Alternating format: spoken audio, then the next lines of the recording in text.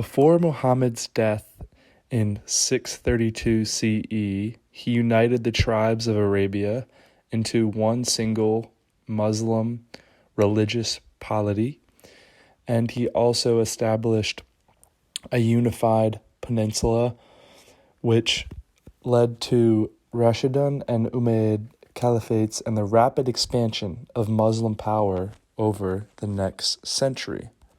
There was a lot of arguments over who would take his position or be his successor after his death. Abu Bakr was nominated to be the first caliph or religious successor to Muhammad that same year of his death. As I said, there was great dispute over who should become his successor, as Ali ibn Abi Talib, his cousin and son-in-law, was the closest male relative to Muhammad at the time of his death. These disagreements over who should have been Muhammad's true successor eventually led to a major split, from which became the Sunni and Shia denominations, a split that still holds to this day. Many Arabian tribes rejected Islam under the rule of Abu Bakr.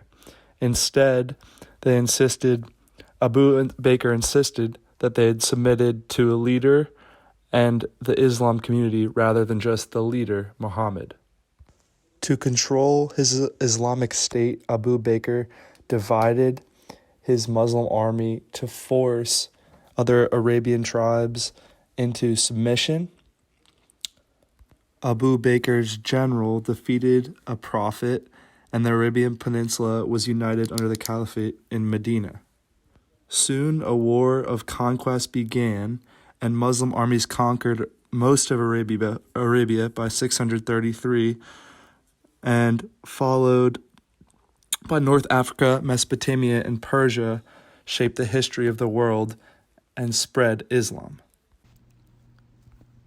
In the years following the Prophet Muhammad's death, the expansion of Islam was carried out by his successor's caliphate, who increased the territory of Islamic State and saw converts from both polytheistic and monotheistic religions.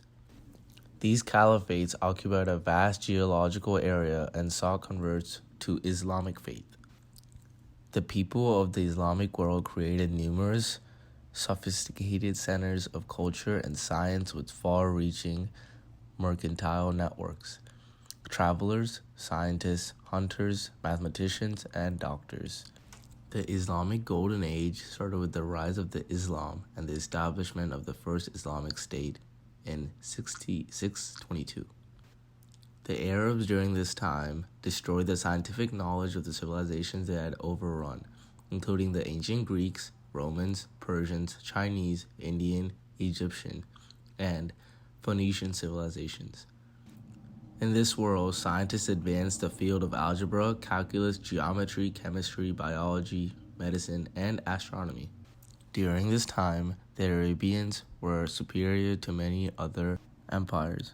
Literacy and philosophy was huge during this time to the Arabians.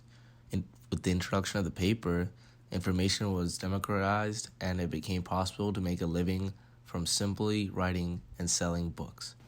Many classic works of antiquity might have been lost if Arab scholars had not translated them into Arabic and Persian, and later into Turkish, Hebrew, and Latin. The Islamic scholars also absorbed ideas from China and India, and in turn, Arabic philosophic literature contributed to the development of modern European philosophy. Medicine was a central part of Islamic culture. It was built on tradition, developed in India, Greece, Persia, Rome. Art is another huge part in the Golden Age. Ceramics, glass, metalworks, textiles, illuminated manuscripts, and woodwork flourished during the Golden Age. There were also many advancements in the architectural construction and mosques, tombs, palaces, and forts. These were inspired by the Persian and the Byzantine architecture.